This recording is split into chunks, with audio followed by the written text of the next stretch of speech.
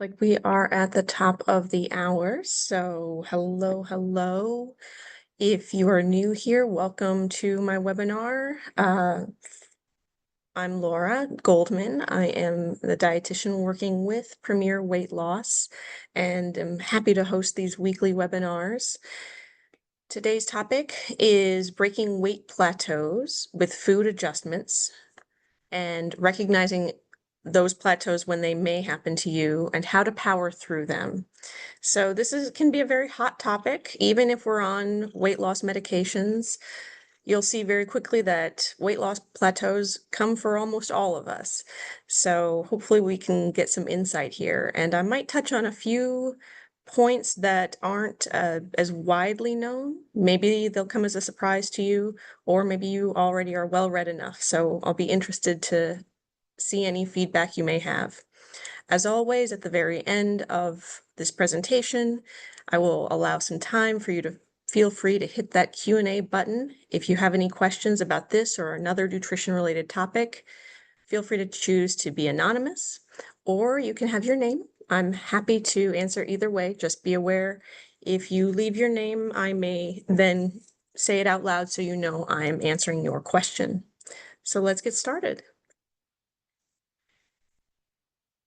Like I say almost every week to start us out, remember it's the quality of your calories that matters, because when we are trying to lose weight in a healthy way, we want to make sure we're getting plenty of high quality or nutrient dense, you may hear me mention, calories, so that way you can maximize your health and maintain your lean body mass to continue that metabolism, which is an important part of today's topic. So broadly speaking, what we're going to cover today, I'm going to define for you, if you aren't probably already intuitively aware, what is a weight plateau? And also, how will we recognize it when it happens to us? Because perhaps you're not experiencing a weight plateau, and forgive me, I have a cat coming through here. Also, we'll talk about why these weight plateaus might be occurring to you, so why these can stall throughout your weight loss journey, and what can be done about it, because that is probably one of the most frustrating aspects of hitting a plateau. And I will briefly touch on, I've labeled it here as weight trend prediction timelines, but essentially some ways that we can look at the math and calculate out some realistic timelines. And hopefully you'll see what I mean when we reach that point. And then finally, as always, I'll leave time for any questions you may have, or if you have any input or want to share any personal experiences, you are more than welcome to do that as well. So let's get to that definition. What is a weight loss plateau? It is, broadly speaking, when weight loss slows down and then stalls, despite your continued efforts to maintain the diet and exercise regimen that led to your initial weight loss. And so you may find yourself going, I'm doing everything. I'm following the diet. I've not done X, Y, or Z. What's happening? And so you've been following the rules since day one, you're pretty sure, and now you've hit this roadblock. So what's going on? And many times people, at least they've expressed to me, where they feel almost alone in these moments. But as you can see here, plateaus affect almost 85% of the people who are working on losing weight, regardless of which weight loss attempt people are making. Cabbage soup diet, GLP-1s, a plateau almost comes for all of us. So you're not alone. This is very common and very frustrating. So how can we recognize if you've hit a plateau? And what I mean by that is, because the title on this sounds a little bit foreboding, is it something else? But maybe there's something else going on. And the first item that I list is one of the more exciting and hopefully promising results, because if you step on your scale, say at home, and it has maintained the same for, I'd like to say more than days, but weeks, maybe months, maybe it's time to look at that body composition. One of the very nice things about Premier Weight Loss is they have those in-body scales. And I know other places also have them. Some gyms have them even, because then you can see, where is this weight coming from? Is it not moving because I simply am not losing any fat mass, or are you actually gaining muscle mass as well? So in fact, I recently had a patient whose weight increased, but his body fat percentage and body fat mass were decreasing. He had actually just committed so much time and effort in the gym that he had gained, if I recall correctly, maybe 5 or 6 pounds of muscle. So the scale looked worse to him, but then when he saw his body composition, he saw that in fact things are headed in the right direction. So yes, that could be a very exciting result. If you also see that your weight is the same, but your clothing is fitting more loosely, that can also be an indication that your body composition is actually doing really, really well, but you just might not see that number. Also, I think sometimes it's important to remember that initial weight loss can be very, very rapid, but be aware it does slow down. So I put out this phrase here about cutting out 500 calories a day and you're going to lose a pound a week. That sounds great on its face. And there are some people who can cut out 500 or cut out 1,000 calories, and they're saying to themselves, well, I'm losing a pound or 2 pounds a week, maybe more. Think about it in the long term. If we're consistent with 500 calories all the time, that's almost like a linear path. And that's not realistic. We don't really follow a linear path of weight loss. If that were the case, then you'd be hitting a 0, and we know that cannot be the end result. So there's more of a curvature to the process, and it's important to remember that. So remember, the slowing down doesn't necessarily mean you've hit a plateau, is definitely what I want to get at. You may still be losing weight. It's just taking a little longer than you would like. It doesn't mean we can't make some adjustments, but I want you to remember that there might be some perspective that's important to look at to see where you are and where you're headed. Also, now here's where I want to touch on maybe we are hitting a plateau, because if your weight hasn't budged, so your scale's unchanged and your muscle mass is not increasing, well, then maybe we are at a plateau. And again, I said over days or weeks or months, the clear-cut definition of a plateau isn't quite listed out for a specific amount of weeks, but I would definitely say it's more than a few days. And I do want to star here that this is assuming that there are no specific changes to your health. And so I mentioned thyroid issues. So if out of nowhere you are diagnosed with hypothyroidism, well, there's a little more contributing to what's going on with your body weight than just a calorie or exercise factor. And so the plateau might be more of a red flag or something where you want to make sure that your health is still stable in that term. So let's talk about why weight loss plateaus happen. And this is an area where I even put at the bottom, there are many theoretical models that try to explain this, but there's no one clear-cut model that seems to fully embrace this. And so you might hear about the set point theory, where it's your body wants to be a certain weight, and so it's going to fight that no matter what. And I can see where they're coming from, because there are some hormonal changes, physiological changes that can explain that. But that's almost a little too simplistic, and we do know that people can get past some set points. That does happen.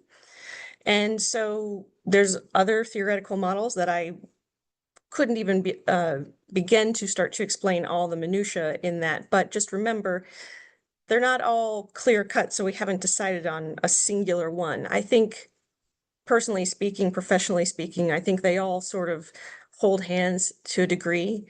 And so they all have a bit of an interplay that can be applied.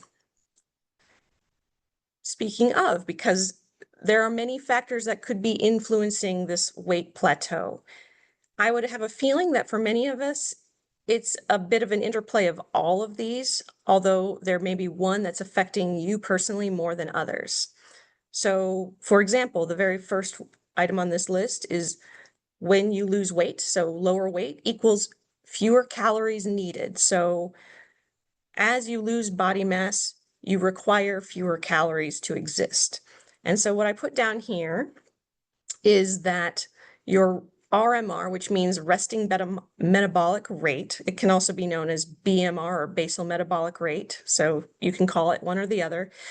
It does decrease by about 100 to 200 calories with a 10% decrease in your body weight. So if you've lost about 10% of your original body weight, chances are your calorie needs, your very basal calorie needs have gone down by about 100 to 200 calories.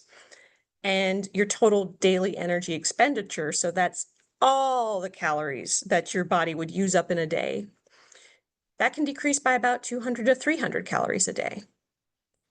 So if you are still eating the same level of calories that you had been eating initially when you were on the weight loss journey, then you may be over a little bit. And one good piece of news is that exercise can help mitigate some of these changes in your metabolism, because part of the reason why that metabolic rate will decrease is also because of muscle mass. So we want to try and maintain our muscle mass as much as possible, if not gain, because that's where a lot of our metabolism can come from. There's also an item here I've listed called intermittent non-adherence. I guess you could say is the technical term, which essentially means having the cheat days or having a cheat meal a little more often, but not necessarily to the degree that we want to think it might be. It might even be a cheat 50-calorie snack, and we'll touch on that in a little bit. Also, I do want to mention that hunger does creep in. And for many people, especially if they're not on GLP-1 medications, although that can still happen with GLP-1 medications, there is a very good correlation with weight loss and hunger. So as people lose weight, they report a greater amount of hunger. And that has a lot to do with hormones, could also have a mental aspect to it. It really is individual.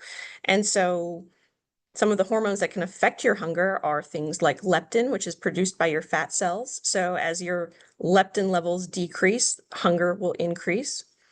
Ghrelin is the hunger hormone, and also cortisol. And this has to do more with stress. So if you're feeling more stressed, then cortisol could come into play there, and that can also affect your hunger levels.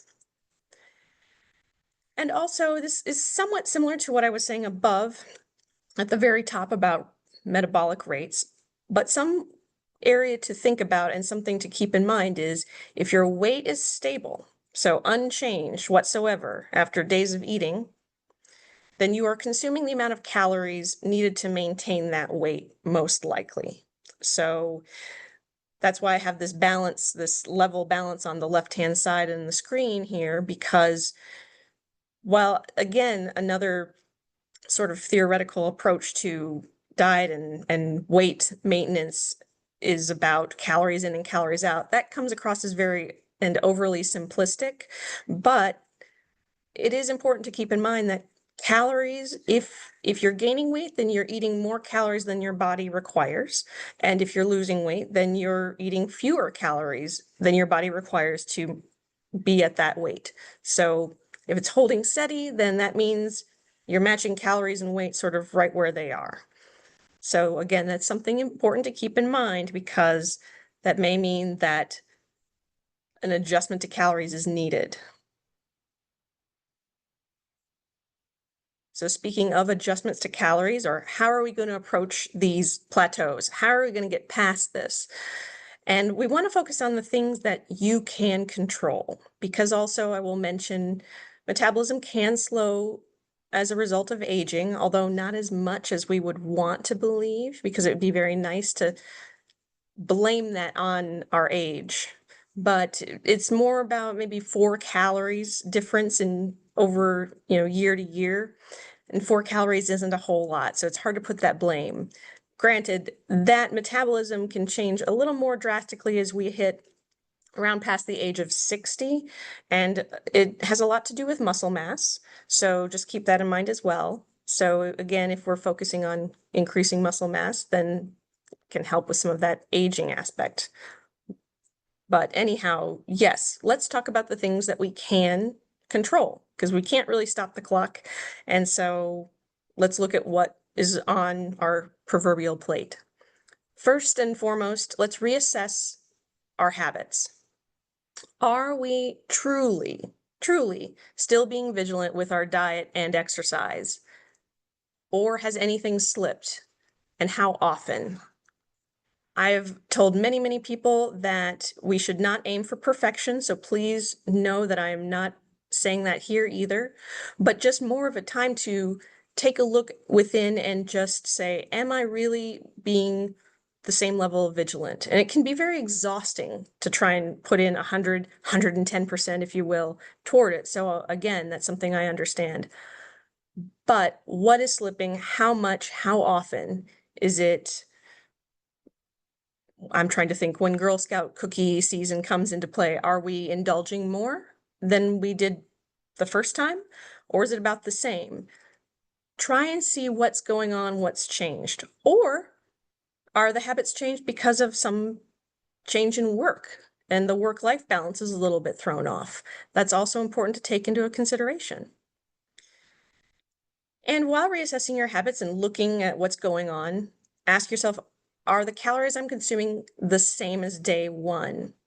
Because as I'd mentioned earlier, if we're maintaining and you are still at the same calories that you were when you first started, then you may have to do, as I put, a calorie shave without sacrificing nutrient density. You still want to focus on protein, lean protein certainly, and don't try to do exorbitant amounts of protein. That's not necessarily helpful, but you do want to still focus on high quality calories and do just a little shave. It doesn't have to be a whole lot, but, and this was one of the items where this was brought up to me during a conference. It brought up to a lot of dietitians during a conference talking about you may need to shave out more calories. And many of us were a bit angry because we thought, how are we going to tell somebody to take out more calories when they've already been focused on taking out calories? Because it's a big ask. So I try to be cognizant of that because that is a difficult thing to overcome. And so again, it's more about the calorie shave, not a calorie chopping off. We've already chopped off. So let's look at the little bits of changes, the tightening of the screws. And also recalculate your needs.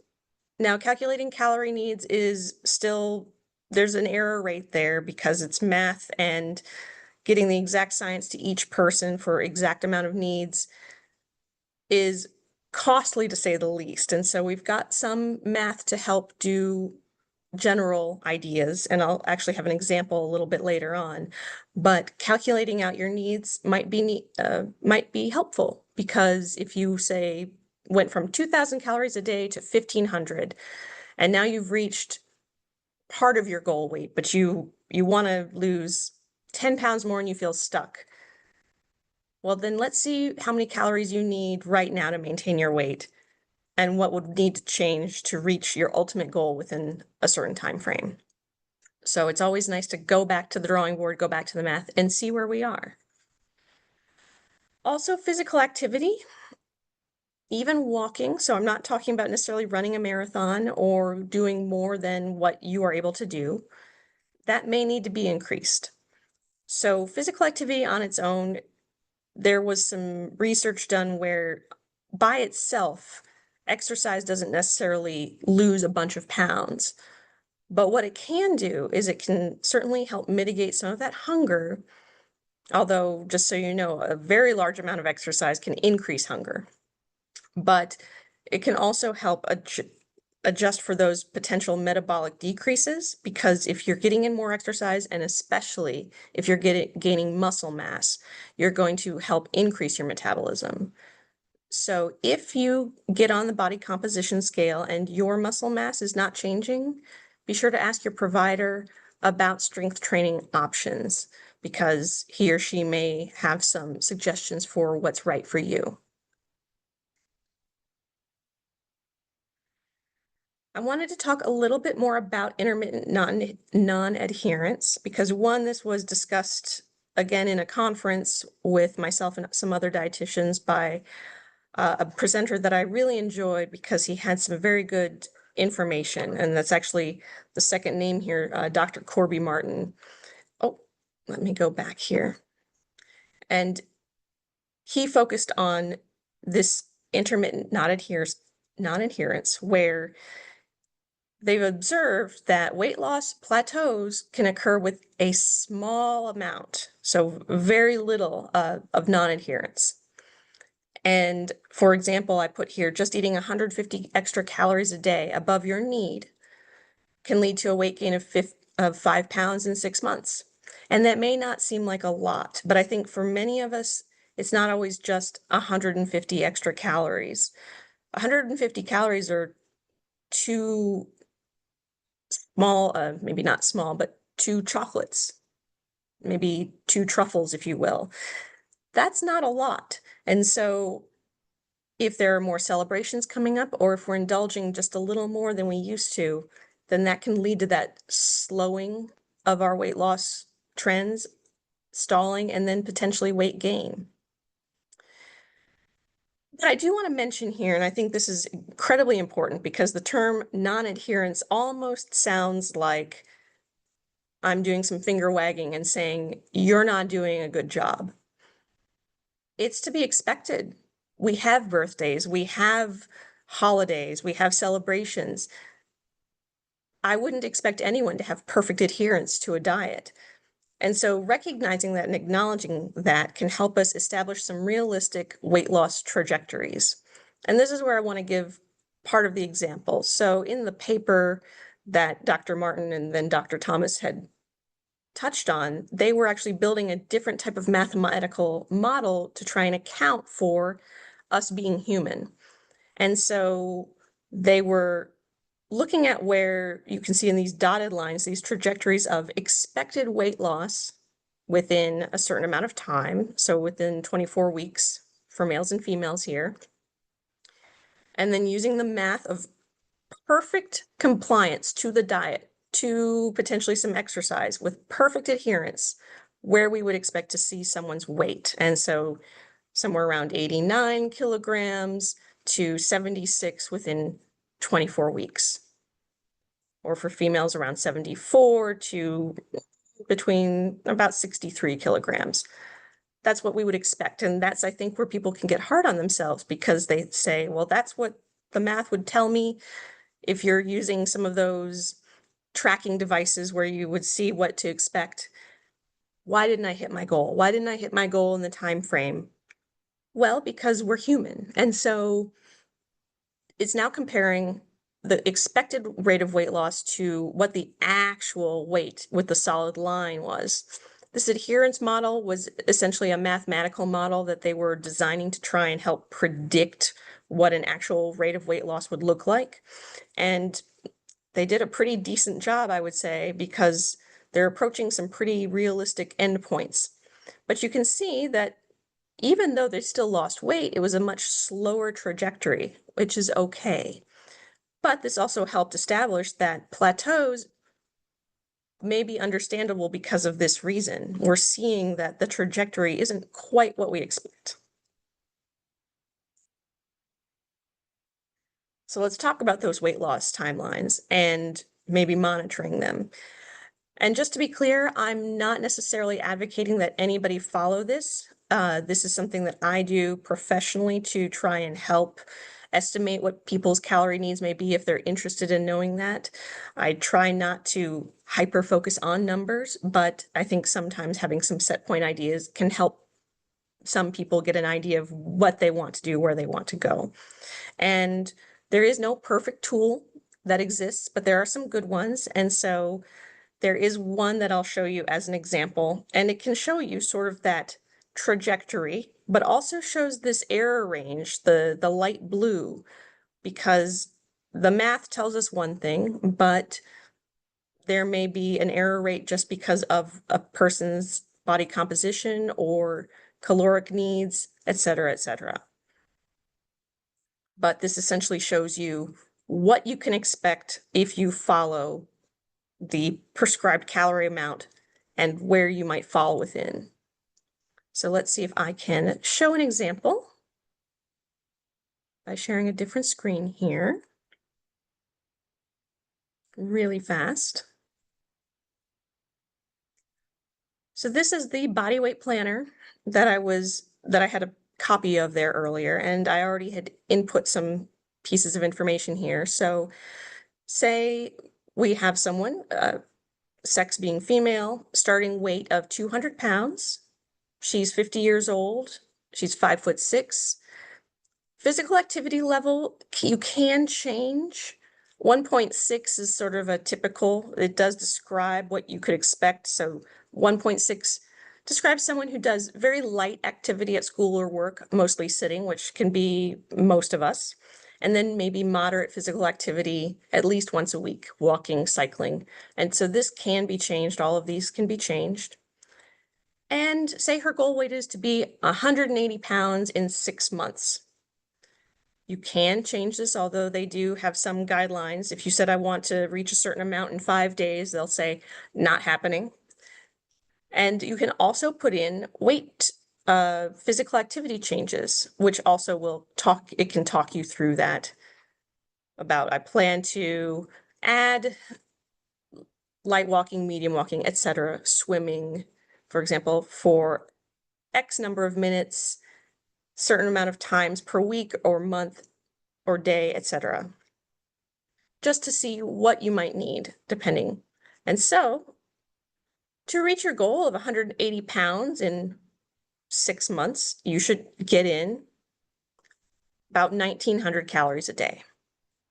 They estimate that the person is probably getting just under 2,500 calories a day. And so cutting down to about 1,900 can help toward that goal. And so you can see this expected trajectory and then the high and low ends of that. So say someone's starting out at 200, but at day 100, I did not hit exactly what I was looking for. Sorry, 100, down at 190 versus say 187 here or thereabouts. I'm not hitting the exact dates, but as you can see, there is a range that you could expect. And also then there's a target goal day, and then there is a small little bump up that can happen, but you can see over time the trend there as to what to be expected, and then also sometimes the higher and lower ends of what that trend would be. It also shows, it can even show by the day what might be expected, although I wouldn't expect anyone to hit exact numbers, but that might be something interesting to look at. And also expected intake and expenditure, which can also somewhat explain a few things, because this talks about your intake. So at that 1,900 level that she's following for around, just under 200 days here to hit that goal. But the energy expenditure has always been a little bit higher. So we've got that difference of intake versus energy expenditure. But you can also see that energy expenditure ultimately ends up lower as the weight gets lower. I know there's a lot of technicalities, and I don't expect anyone to use this, but I wanted to let you know what I use professionally frequently, and I do a little more adjustments depending on the person. And also, if you were interested, at least you know one of the tools that can be used with a little more accuracy than, say, maybe one of the online apps or something like that, depending on what you're using. So moving back to where we were.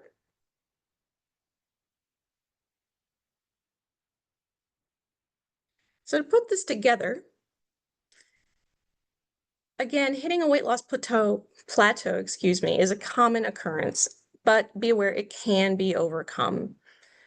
Just make sure that you check in on the factors within your control and ask yourself what can be changed and also what can be realistically changed.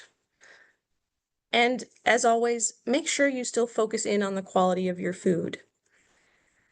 That being said, as I've mentioned, I don't expect perfection, and I recently read that even if there's this intermittent non-adherence, typically if you can follow the rules, if you will, 80% of the time, and then allow 20% of the time for you to be a bit more relaxed, because we do deserve to have a break from thinking about food all the time, then that can still help you reach your goals. So quality of food, always a good choice. 80% of the time, 100% of course in an ideal world, but I think that there should be time and a place for cake and chocolate for all of us, if that's something you enjoy.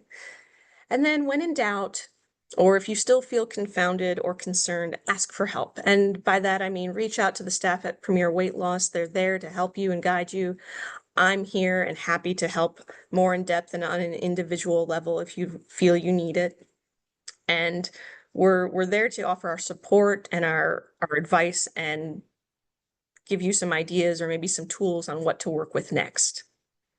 And with that, I leave it now open for any questions that you may have. Feel free to hit the Q&A button in the bottom left hand of your screen, if it's there, and type that in. Or if you prefer to have your question answered offline, by all means, you can reach out to the Premier Weight Loss staff, send them your question, and they can either send that to me if it's appropriate for me to answer, or maybe they have the answer. So whatever way works best for you. And I will leave this open for just a couple of minutes, especially since we're past the 7:30 mark.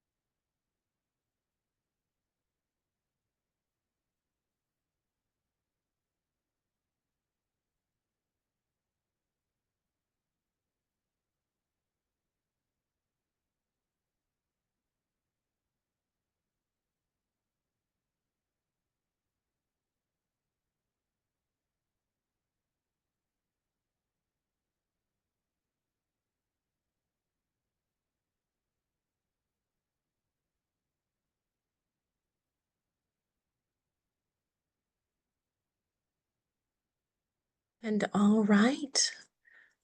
Well, I think I will leave it at that. But again, if you didn't have a chance to type out your question, or if you think of one later, by all means, do not hesitate to reach out to the Premier Weight Loss staff. We're all here and happy to help.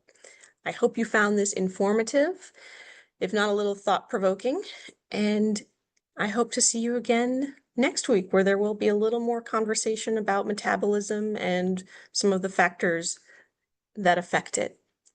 So have a lovely evening and have a lovely 4th of July holiday. Thanks so much. Bye.